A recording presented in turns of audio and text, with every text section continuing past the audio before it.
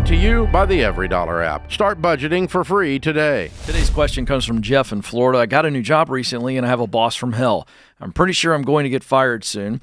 The problem is I enjoy the work and I get paid well. I tried looking for other jobs similar to this, but there's none in my area. I feel like I'm walking on eggshells at work, like I know it's a matter of time before I get fired. I paused baby step 2 to start saving in case I get fired.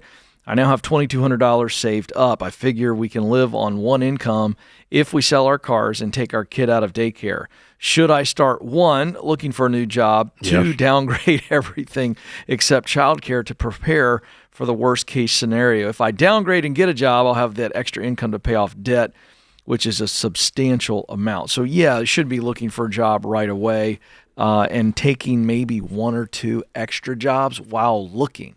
If you really feel like the shoe is about to drop and you could get fired at any moment, you just want to be stacking cash, which means making some extra cash right now. If it were this bad, the way you're describing it, I would be working extra, saving extra, pausing some things, sure. But let's move quickly because you know what the work is. I'm not going to accept the reality just automatically that I've tried looking for jobs similar to this, but there's none in my area. You were looking for one when you found that one. Yeah, I just never want to accept that. That's a bull crap, okay? You know, there's no houses for rent in this area. Of course there's houses for rent in your area. You just don't like them, you know. So, yeah, you need to look for another position immediately. And, I'm going to throw in one other thing. I cannot tell this from this email, but Jeff, I want you to ask yourself, are you whining? Is your boss really the boss from hell, or are you the lame employee from hell? You just got the job. You walk in the door, and they ask you to do some work, and you don't like that. Are you whining? It might not be true. Yeah. But I would want to ask myself that question. Well, you actually make another Why point. is it that you're so freaking useless that even the boss from hell is going to fire you quickly? Well, let me throw another scenario that could be out there too. This could be a boss who maybe not the boss from hell, but's got a lot of crap going on in their own life, personal life. Maybe they're stressed out of their mind. And this boss isn't talking to you with the sweetest, kindest of demeanors and voice. And maybe he's a little grumpy. And maybe you're not going to get fired at all. Maybe they got some rough stuff going on in their life, and you think because of the way they're treating you, you're going to get fired. Yeah, like, are you whining? That's what I'm asking. That's right. But what's the cause of them thinking that the boss is from hell? Maybe they're just having a bad day or a couple bad days. And you're not going to get fired. Everybody that disagrees with you is not a narcissist. Yeah, it's interesting. You know? Everybody that you don't like the way they said something is not a toxic work environment. Mm-hmm. And people telling you to do your job is not a toxic work environment. That's like you buckle up, buttercup, you know? So I don't know if that's what's going on or not. Yeah, it could be. Sometimes that stuff comes up. It doesn't come up here. We don't run into it much because you don't even make it through the interview process if you're going to be that wimpy here, because we get crap done and we don't pull any punches. I could be the boss from hell because I believe you ought to work and stuff because you got to outwork me, and I'm 63 years old and been doing this 40 years. So keep up, kiddo, buckle in. So this is what we're doing. I mean, if you're not going to do that, you're not going to like me. Yeah, I agree.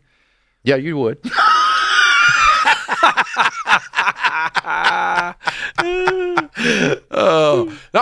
Jeff, I don't know that that's you.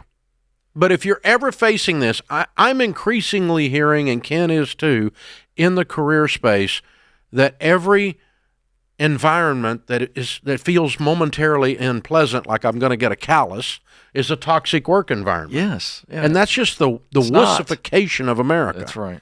You're just being a wuss, Suck it up and dig, get the shovel, dig the hole, man. Yeah. I mean, if that's really what's going on, I don't know if that's what's going on.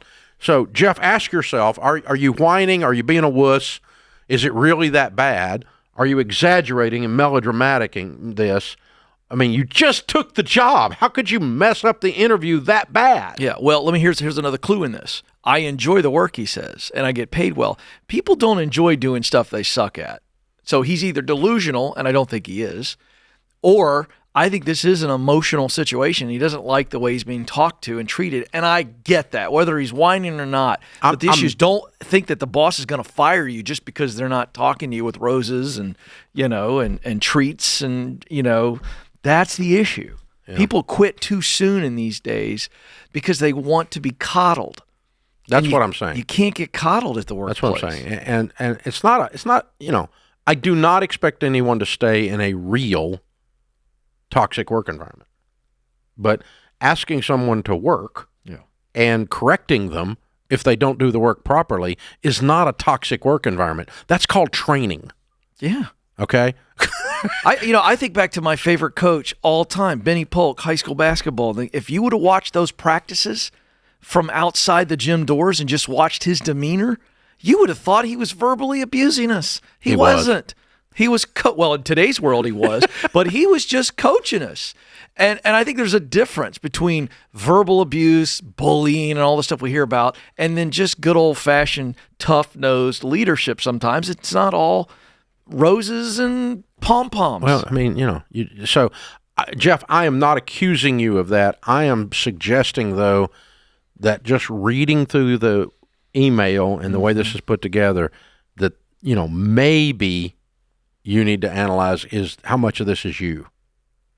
If it's not you and it's truly just a guy that's being a twerp and he's a jerk and he's yelling and screaming or something, I wouldn't ask you to work there. We don't yell and scream at Ramsey.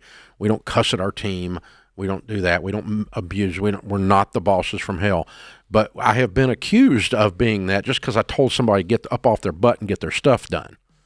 Okay? And if you don't like that, you don't need to work around here because we get stuff done. We leave the cave, kill something, and drag it home pretty regular. And when you kill something, usually there's blood. So get ready. There's crap going on here. All right? So this is what's going on. And so you got to decide if that's, that's a part of the equation here. Like I've been fired from jobs too. And, one time I got fired is 100% my fault. It took me a little while to realize that. When I went broke, it was 100% my fault. You know who got me broke? The idiot in my mirror. And one of the best things I did in my life is discover that he was the problem. Create your free every dollar budget today, the simplest way to budget for your life.